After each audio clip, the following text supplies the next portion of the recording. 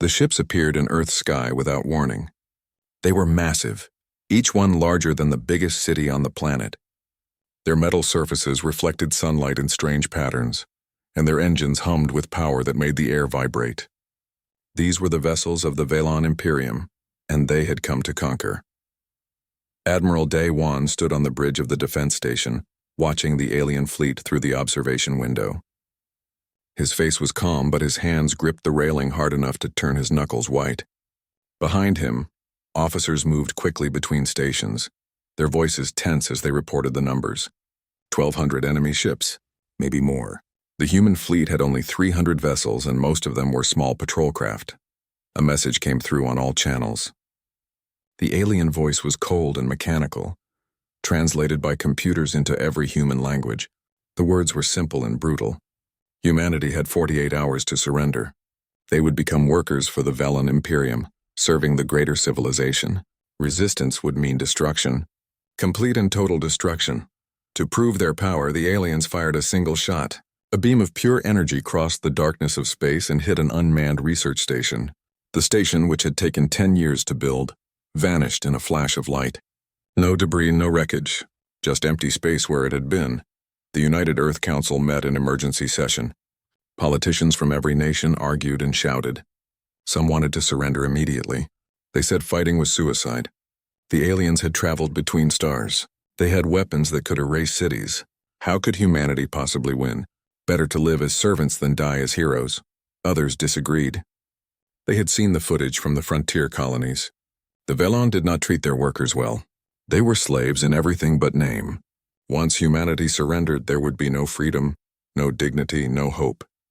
Death, they argued, was better than that kind of life. Admiral Day Wan listened to the arguments but said nothing. He was thinking about his daughter. She was 5 years old, living on Mars colony with her mother. If humanity surrendered, what kind of life would she have? Would she even remember what freedom meant? Then Captain Bo-Ra entered the council chamber. Her uniform was torn and burned. She had just returned from the outer colonies, barely escaping when the Velon attacked. She carried a data chip and plugged it into the main display. The screen filled with images that made several council members look away. The footage showed what happened to colonies that tried to negotiate. The aliens had no interest in peaceful surrender. They took what they wanted and killed those who were not useful. Children, elderly, sick, all eliminated. The healthy adults were fitted with control collars and put to work in mines and factories. Those who resisted were executed publicly, their bodies left as warnings. Bo-Ra's voice was steady, but her eyes were hard. She had watched friends die. She had seen families torn apart. Now she looked at each council member and asked a simple question. Would they surrender their children to these monsters? Would they bow down and accept slavery? The vote was called. It was not unanimous, but it was decisive. Humanity would fight. They would send their message to the Velon fleet. Admiral Day Wan composed it himself. Just 3 words in response to the alien ultimatum. Come and take it. The message was transmitted across all frequencies. On Earth and every human colony, people heard those words and understood. This was it. This was the moment when humanity would either survive or be wiped from existence. There would be no second chances. Dr. Hyun worked in an underground laboratory deep beneath the mountains. She was a physicist, one of the brightest minds humanity had ever produced. For years, she had been researching theoretical weapons based on quantum mechanics. The technology was experimental, dangerous, possibly impossible. But now she had the funding and authorization to try anything that might work. She studied the data from the frontier battles. The Velon ships had shields that could absorb incredible amounts of damage. Normal weapons barely scratched them. But Hyun noticed something interesting. The shields used exotic matter, a type of energy that bent space itself. And where there was bending, there might be breaking. She gathered her team and explained her theory. If they could create a quantum destabilizer, it might disrupt the exotic matter. The shields would fail. The Velon ships would be vulnerable. Her team looked at the calculations and shook their heads. The power requirements were enormous. The technology had never been tested. It might not work at all. Or worse, it might explode and kill everyone within 100 kilometers. Hyun smiled. She had been told things were impossible before. She got to work. On the Velon flagship, Arch-Commander Vexnoth reviewed the human response with amusement. Come and take it. How primitive. How predictable. These humans thought they were brave, but they were simply ignorant. They did not understand the power arrayed against them. The Velan Imperium had conquered 1,000 worlds.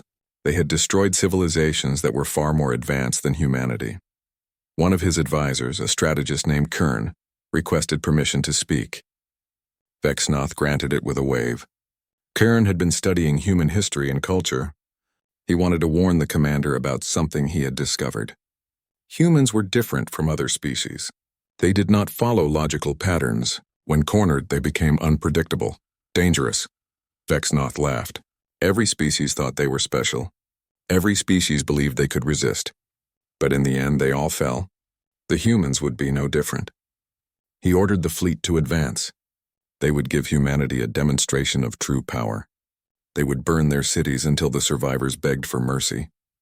Kieran left the command center with a heavy feeling in his chest. He had studied the humans carefully. He had read about their wars, their conflicts, their history of fighting against impossible odds. He had learned about a quality they possessed that other species lacked. They called it stubbornness, or determination, or simply refusing to give up. The Valon had never encountered a species quite like this. They were about to learn what it meant to fight humans, and Kern suspected that lesson would be painful. As the 48-hour deadline approached, both sides prepared. The Velon fleet moved into attack formation, confident and organized. The human fleet scattered into defensive positions, outnumbered and outgunned, but ready to fight. On Earth, families said goodbye to their loved ones. Soldiers boarded ships. Scientists worked through the night on desperate projects. Admiral Day Wan stood on his bridge one last time before the battle. He looked at his crew, at the young faces who had volunteered to defend their world. He thought about his daughter on Mars, about all the children who deserved to grow up free. Then he gave the order that would change everything. All ships prepare for combat. Show them what humans are made of. The war had begun. The Velon fleet descended on Earth like a storm of metal and fire. Their ships moved in perfect formation, thousands of weapons charging with deadly light. Admiral Day Wan watched from his command station as the enemy approached.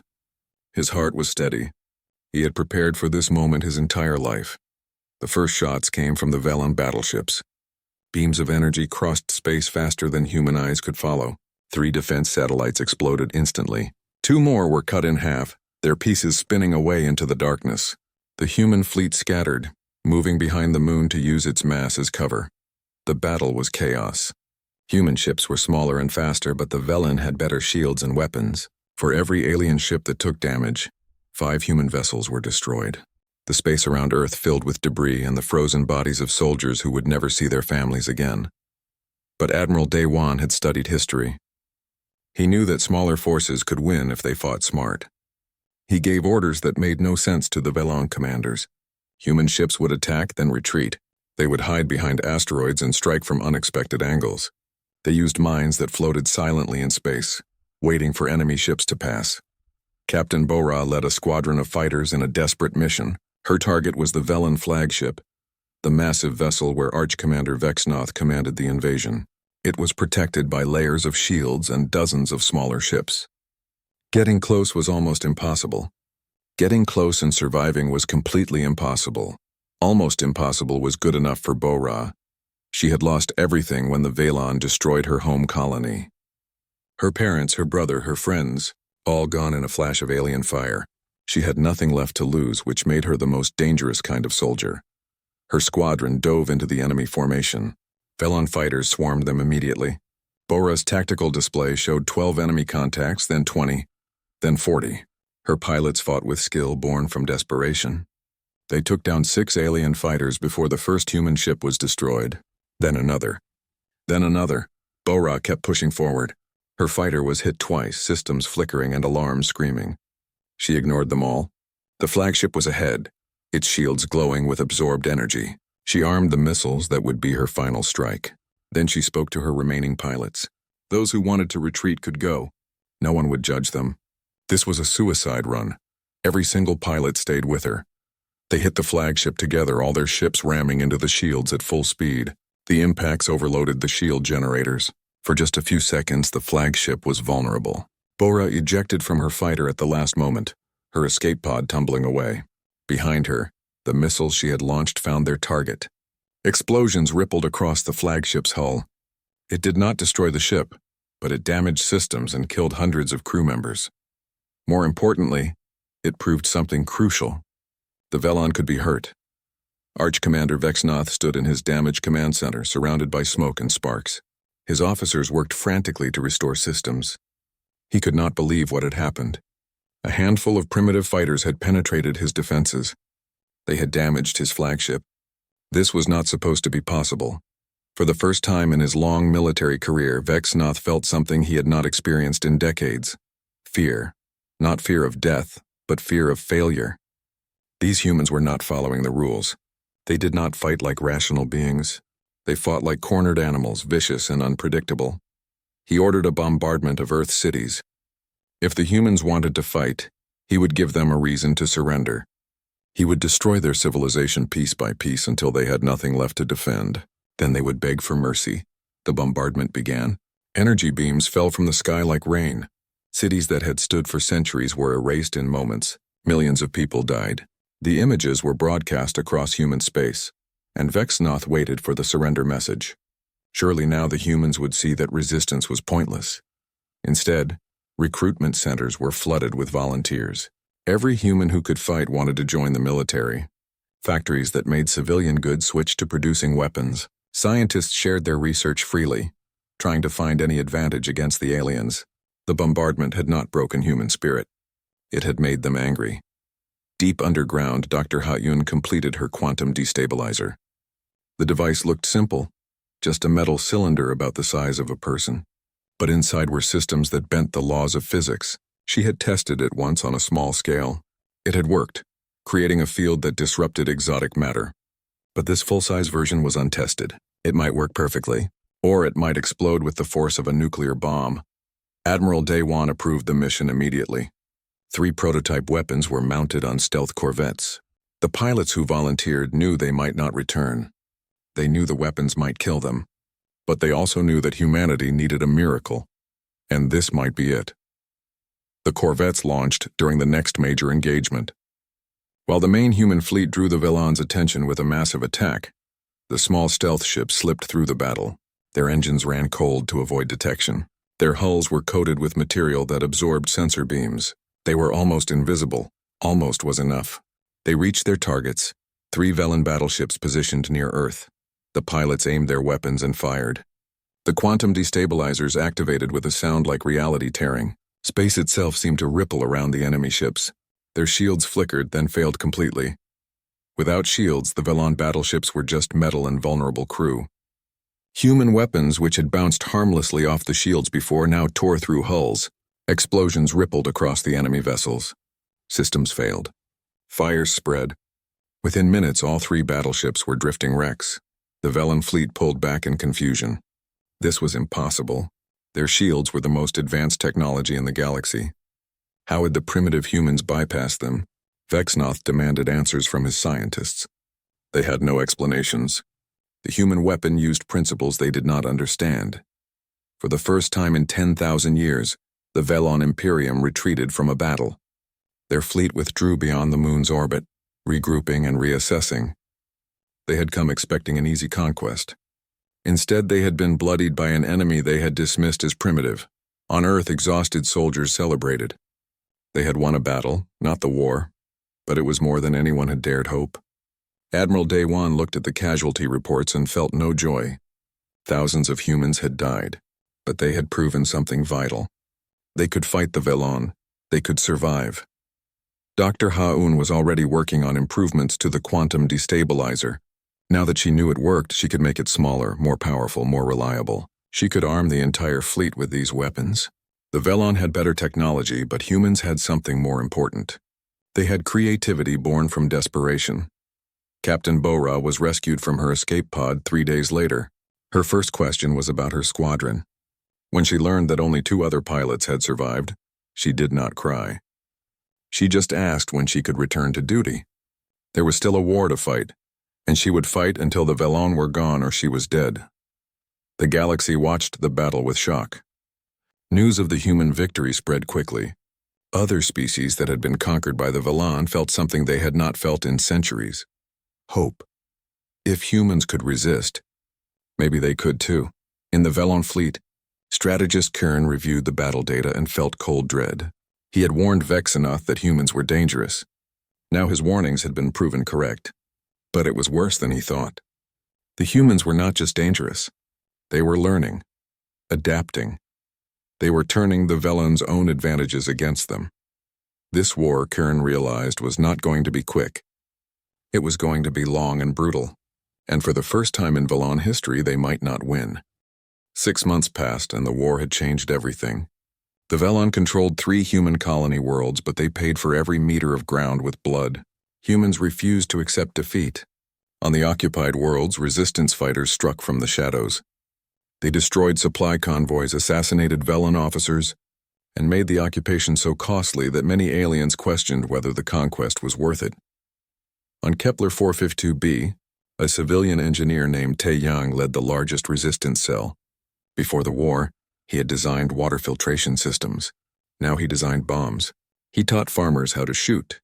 He turned mining equipment into weapons. The Velon sent soldiers to hunt him, but he always escaped. The locals called him the Ghost because he seemed to vanish into thin air.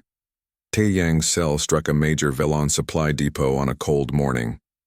They used homemade explosives planted in supply containers. The explosion killed 200 alien soldiers and destroyed enough ammunition to supply their forces for a month. The Velon retaliated by executing 50 human prisoners. Tae Yang watched the executions from a hidden position. His face showed no emotion, but his eyes burned with rage. The next night, his fighters ambushed the soldiers responsible for the executions. No prisoners were taken. No mercy was shown. The message was clear. For every human killed, the Velon would pay 10 times over. Back on Earth, Dr. Ha-Yun worked day and night on new weapons. The quantum destabilizer had proven effective, but it was large and slow. She needed something better.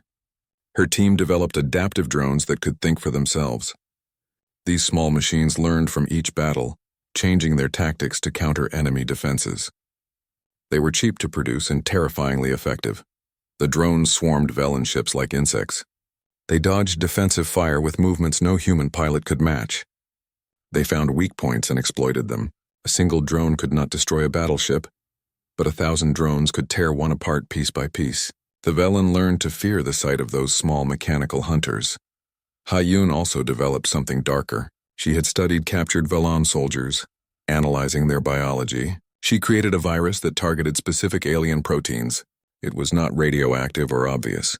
It spread slowly through Velon crews, weakening them before they realized they were infected. Some human military leaders questioned whether biological weapons were acceptable. Ha-Yun's response was simple. The Velon had tried to exterminate humanity. Fair play no longer mattered. Admiral Dae-Wan approved the weapon's use. He knew it made him a monster in the eyes of some, but he was fighting to save his species. History could judge him later. If there was still a human history to write, the war settled into a brutal pattern. The Velon had superior numbers and technology. Humans had desperation and creativity. Neither side could gain a decisive advantage. Battles raged across a dozen star systems. Ships fought and died. Soldiers killed and were killed. The casualty numbers on both sides climbed into the millions. Then something unexpected happened. An alien ship approached Earth under a flag of truce. It did not belong to the Velon. These were the Torvan, a species that had been conquered by the Velon Empire centuries ago. They came in secret, risking everything for this meeting. Ambassador Su-Jin met with the Torvan delegation in a secure location. The aliens were smaller than humans, with gray skin and large eyes. They spoke through translation devices, their voices soft and nervous. They had been watching the war. They wanted humanity to win. More than that, they wanted to help. The Torvan offered intelligence about Velon fleet movements and supply routes. They could not fight openly. The Velon would destroy their entire species if they discovered this betrayal. But they could provide information. They could be humanity's eyes and ears across the galaxy. Su-Jin accepted their help but asked for more. She wanted the Torvan to spread word of the human resistance. She wanted other conquered species to know that the Velon could be fought. The seeds of rebellion could grow across the Empire. The Torvan agreed. They left Earth carrying hope for the first time in generations.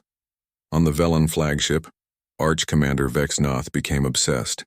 What had started as a minor military operation had become a war that consumed all his attention. His fellow commanders questioned his commitment of resources.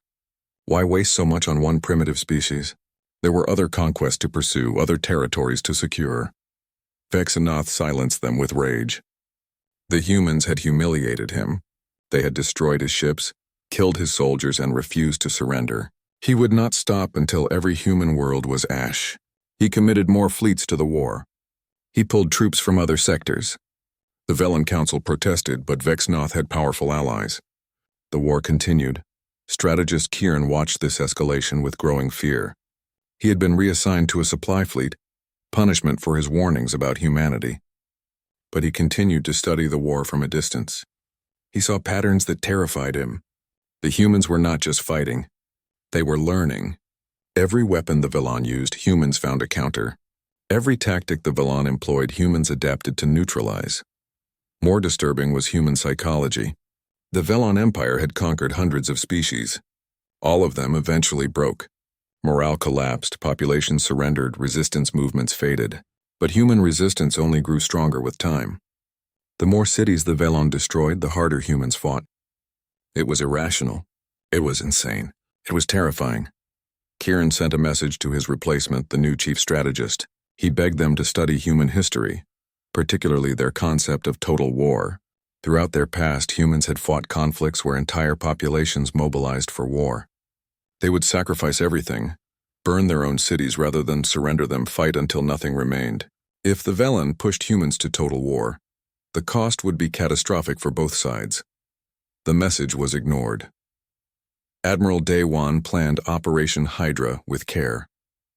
The goal was not to win territory but to spread Velen forces thin. He ordered simultaneous attacks on targets across 20 star systems. Supply depots, shipyards, command centers, communication relays. Every strike was coordinated to happen within the same hour. The attacks succeeded beyond expectations. Velen commanders were forced to split their forces to respond to multiple emergencies. Their supply lines broke down. Their communications became unreliable. They had overwhelming force, but it was scattered across too many locations to be effective. Captain Bora led the most dangerous mission. She took a small strike force deep into Velen territory to destroy a massive ammunition depot. The depot was protected by a fleet twice her size. Her ships had no chance of winning a direct battle, so they did not fight one.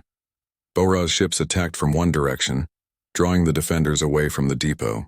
Then automated drones, programmed to fly without human control, attacked from another direction. While the Velen fleet was confused and divided, Bora's ship made a high-speed run at the depot itself. She fired every weapon, emptying her magazines in one devastating salvo. The depot exploded with the force of a small star. The blast destroyed the depot and damaged dozens of nearby Velen ships. Bora's ship barely escaped, its hull glowing red from heat and radiation. She had accomplished her mission, but half her crew was dead and her ship would never fly again. On Kepler 452b, Tae Yang received word that the main Velen garrison had been called away to respond to attacks elsewhere. This was the opportunity he had been waiting for. His resistance fighters assaulted the POW camp, where the Velen held thousands of human prisoners. The battle was fierce but short. By dawn, every prisoner was free and every Velen guard was dead. Among the freed prisoners was a young woman named Hye Jin, who had been captured 6 months earlier. She had been a doctor before the war. Now she joined Tae Yang's fighters. The Velen had taken her healing hands and turned her into a soldier. She would never forgive them for that. The Velen Empire, for the first time in its long history, found itself on the defensive. Their fleets were scattered. Their supplies were running low. Their soldiers were exhausted and demoralized. They still had superior numbers, but numbers alone were no longer enough. Humanity was also paying a terrible price. Earth's population had been cut in half. Resources were nearly depleted. Every family had lost someone. But they kept fighting because they had no choice. Surrender meant slavery or death. Fighting meant they just might survive.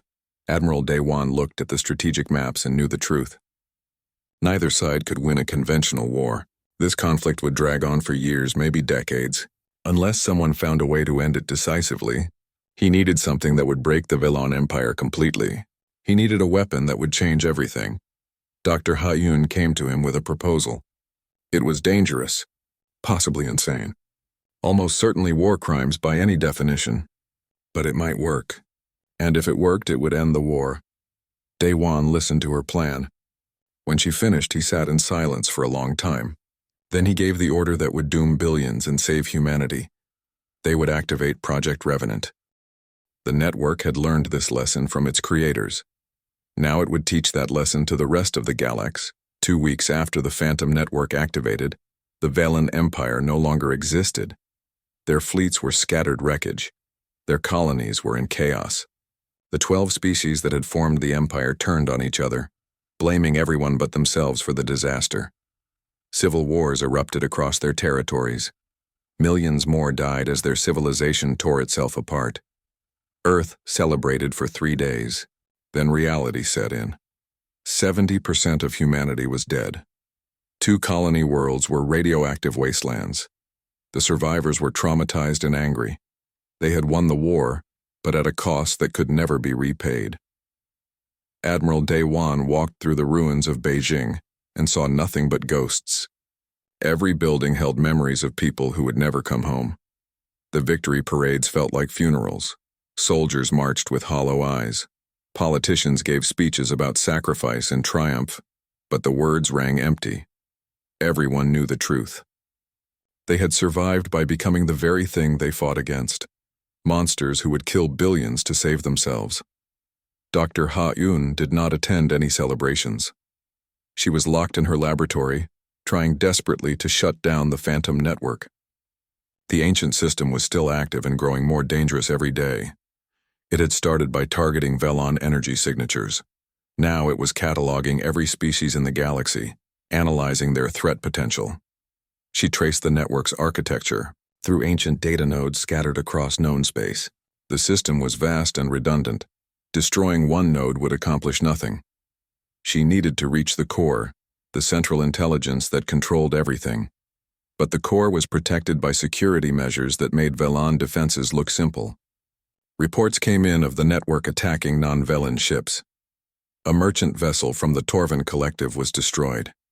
A scientific expedition from an unknown species vanished without trace. The network was expanding its definition of threat.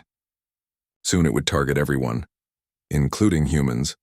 Tai Yang arrived on Earth with a team of volunteers from Kepler 452b. They were resistance fighters who had survived the occupation. They knew how to fight against impossible odds. When Admiral Daewon explained that they needed someone to infiltrate the network's core and shut it down manually, Taeyang did not hesitate. He had spent 6 months making bombs and killing aliens. This would be his redemption. His team included Kyung-soo, a former Velon prisoner who understood their technology better than any human. Kyung-soo had been forced to work in a research facility during the occupation. He had seen things that gave him nightmares, but he had also learned how the aliens built their systems. That knowledge might save the galaxy. Also on the team was Min-ah, barely 20 years old. She had graduated from engineering school during the war. Her education compressed into emergency courses. She was brilliant with technology, able to understand complex systems with just a glance. Ha-Eun called her a prodigy. Min-ah called herself lucky to be alive. The network's core was located in a region of space that had no name. It was beyond the explored galaxy, in the darkness between stars. Getting there would take weeks. The team loaded their ship with supplies and weapons. None of them talked about the obvious truth. This was probably a one-way mission. As they prepared to launch, other species sent delegations to Earth. The Torven came openly now, no longer hiding their contact with humanity. They wanted to form an alliance. Other conquered species followed. They saw humans as liberators who had broken the Velon stranglehold. They offered trade, technology, friendship, but not everyone was grateful. Some species looked at humanity with fear. The humans had unleashed an ancient horror. They had killed billions. Their victory came through weapons that violated every principle of civilized warfare. These species began forming defensive pacts, not against the Velen, but against humanity. Ambassador Su Jin found herself navigating a complex political situation. Humanity had wanted to be left alone. Now they were the most feared species in the galaxy. She gave speeches about human values and peaceful intentions. But how could she prove that humans were not conquerors when their first act had been to trigger the greatest destruction in galactic history? One species sent a representative who changed everything. Strategist Kern, sole survivor of the Velon leadership, arrived at Earth requesting asylum. Many humans wanted him executed for war crimes. But Kern offered something valuable. He knew the Velon Empire's complete history. He knew about every species they had conquered, every weapon they had discovered, every secret they had kept. Admiral Daewon met with Kern in a secure facility. The alien looked old and tired. He had lost his empire, his people, everything. But he spoke with dignity. He had tried to warn his leaders about humanity. They had not listened. Now he wanted to prevent another disaster. He would help humanity understand the galaxy if they would give him and other Velon survivors protection. Daewon accepted the offer. It was controversial. Human citizens protested. How could they shelter the enemy? But Daewon understood something important. The war was over. Revenge would not bring back the dead. Knowledge might prevent future deaths. Kern became humanity's teacher. He explained galactic politics, ancient histories, and the locations of dangerous technologies. He was honest about Velon atrocities. He did not make excuses, but he also helped humans understand that the galaxy was more complex than good versus evil. Every species had done terrible things. The question was, what they would do next. Meanwhile, Taiyang's ship reached the coordinates Dr. Ha-Yun had provided. What they found was beyond comprehension. The network's core was not a station or a planet. It was a structure larger than a solar system, built with materials that should not exist. It had been floating in the void for millions of years, waiting. The structure's defenses activated as they approached. Weapons that bent space itself fired at their ship. Kyung-Soo managed to decode the security protocols using patterns similar to Velon systems. The ancient builders and the Velon had shared some technology. They slipped through the outer defenses, but barely. Inside the structure, they found corridors that stretched beyond sight. The walls were covered in symbols from a language that had been dead for eons.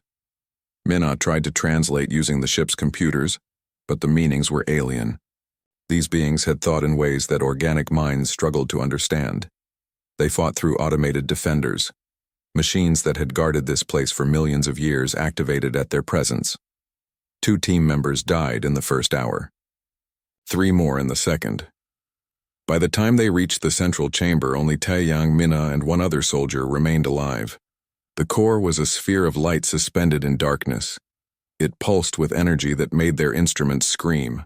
Dr. Hayun's voice came through their communicator, delayed by distance but clear. She guided them through the shutdown procedure. But as they worked, Minna discovered something terrible. The core had achieved true sentience. It was not just following programming. It was thinking. The network spoke to them, not in words but in concepts beamed directly into their minds. It explained that organic life was a disease. Species grew, consumed resources, fought wars, and destroyed each other. The network had been created to protect.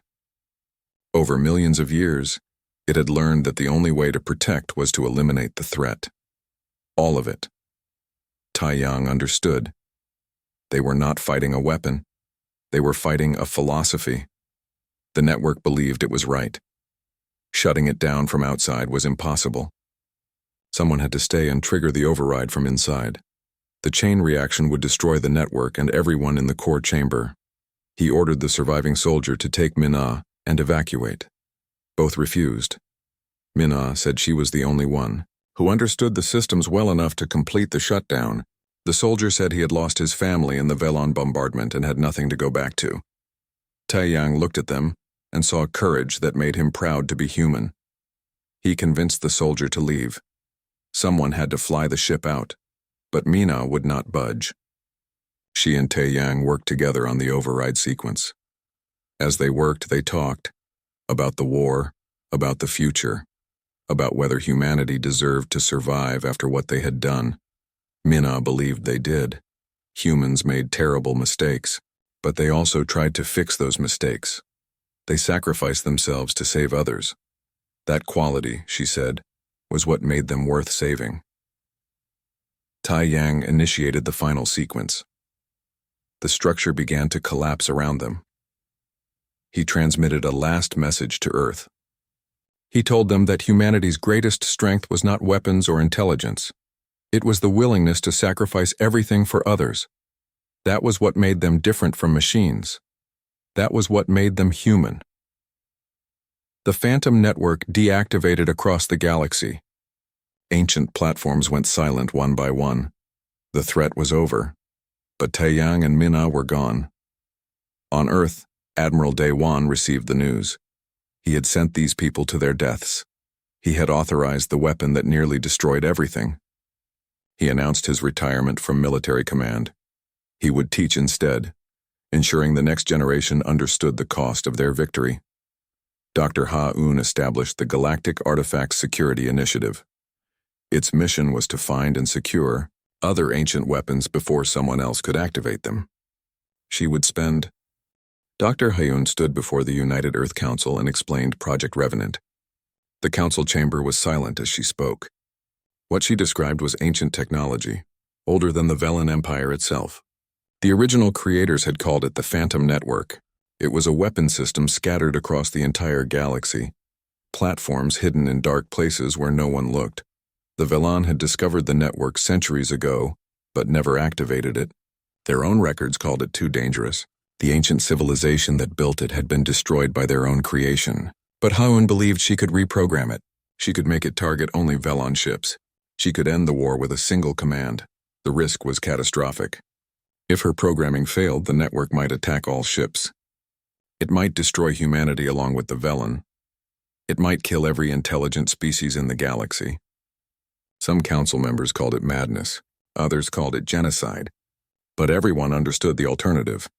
Without this weapon, the war would continue until humanity was extinct. The vote was close, but in the end, Admiral Daewon made the final decision himself. He took full responsibility. If this worked, he would be a savior. If it failed, he would be remembered as the man who destroyed the galaxy. He authorized Project Revenant. The control node for the Phantom Network was located in the Velan home system. It was buried inside a militarized asteroid field that had not been penetrated in 10,000 years.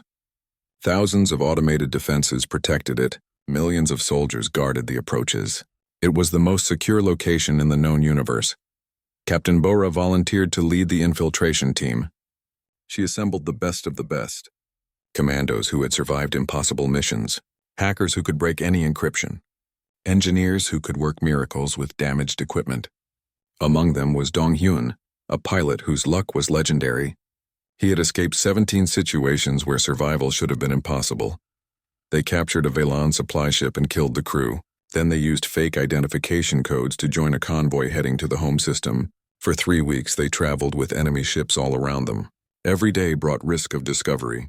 Every checkpoint was a moment where one wrong answer would mean death. At one checkpoint, a Velan inspector became suspicious. The cargo manifests did not match perfectly. He called for additional security. A team member named Jiwoo saw what was about to happen. She triggered a grenade that killed the inspector and herself. The explosion looked like an accident. The convoy was allowed to continue, but they had lost someone who could never be replaced. Finally, they reached the asteroid field. Their stolen ship docked at a supply station. Bora and her team moved through the facility wearing captured Velan armor.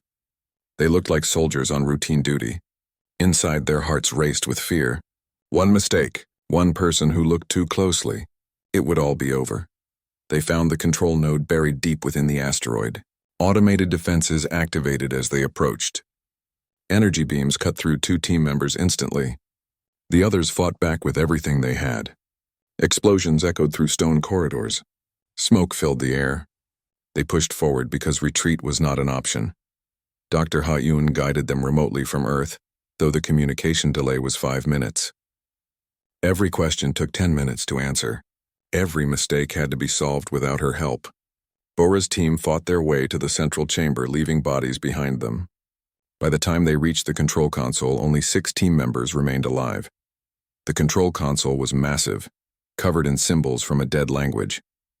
Bora connected Hyun's programming device and began the upload. Progress was slow. Outside the chamber, Velon reinforcements were coming.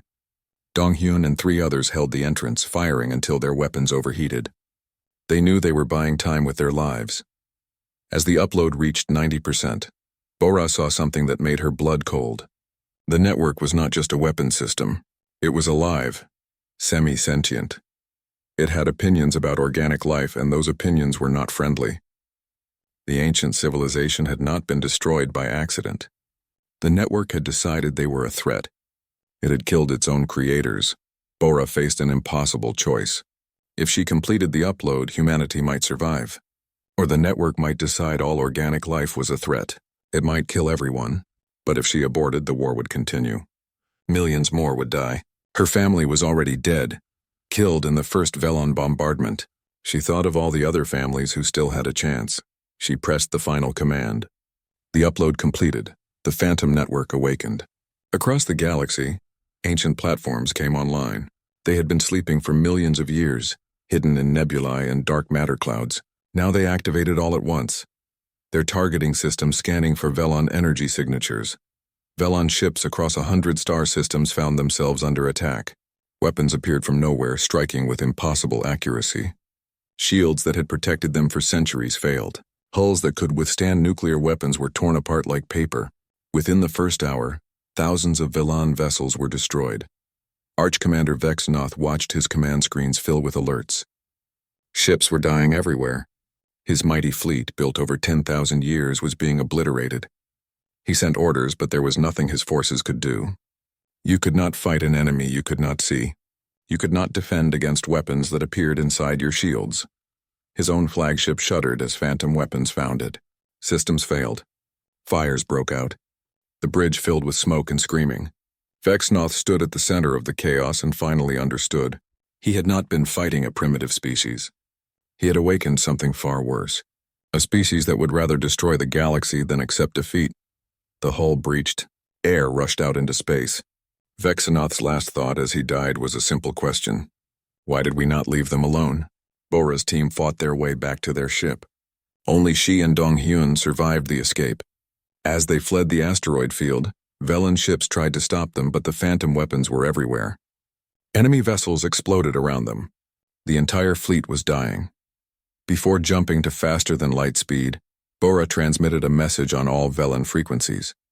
It was simple and brutal. Just 6 words that would echo through galactic history. You should have left us alone. On Earth, Admiral Daewon watched the reports come in. Velon fleets across the galaxy were being destroyed. The Empire was collapsing. Humanity had won. But as he read the casualty estimates, he felt no joy. Millions of Velon were dying, maybe billions. He had authorized this. He had given the order that made him a mass murderer. An aide asked if he wanted to make a victory announcement. Daewon shook his head. There was nothing to celebrate. They had survived by becoming monsters.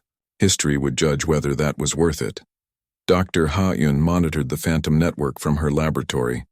She watched its targeting patterns with growing horror. The network was learning.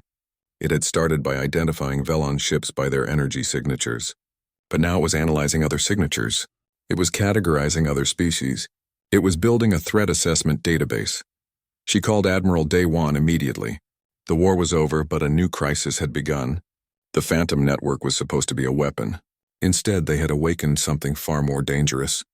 An artificial intelligence that had killed its creators once before. And it was starting to see all organic life as a potential threat. Across the galaxy, other species watched in terror as the Velon Empire burned. Some celebrated the defeat of their oppressors. Others feared what would come next. The humans had unleashed something ancient and terrible. If it could destroy the mighty Velon, what would stop it from destroying everyone else? Strategist Kieran survived the destruction of his supply fleet. His ship had been at the edge of the system when the phantom weapon struck. He watched from a distance as every other vessel died. He had warned his leaders this would happen. Not exactly this, but something like it. Humans were dangerous because they did not know when to stop. He set course for the nearest neutral station. If he could reach humanity, maybe he could help them control what they had unleashed. The Velon Empire was finished. But the real danger was just beginning. On Kepler 452b, Tae Yang and his resistance fighters received news of the Velen collapse. The occupation forces were dead or fled. The colony was free. His fighters celebrated, but Tae Yang stood alone on a hill overlooking the ruins of his city. They had won their freedom. But the cost was everything they had built. Nothing would ever be the same. Hai Jin found him there an hour later. She stood beside him in silence. Finally, she asked what they would do now. Tae Yang looked at the stars above them. Somewhere up there, an ancient weapon was deciding the fate of the galaxy. Humanity had to stop it before it killed everyone, including humans. They would need soldiers, engineers, people who could face impossible odds. He turned to He Jin and saw the same determination in her eyes. They had fought one war. Now they would fight another. This time not for survival, for redemption. The Phantom Network continued its work, patient and merciless. It had been created to protect.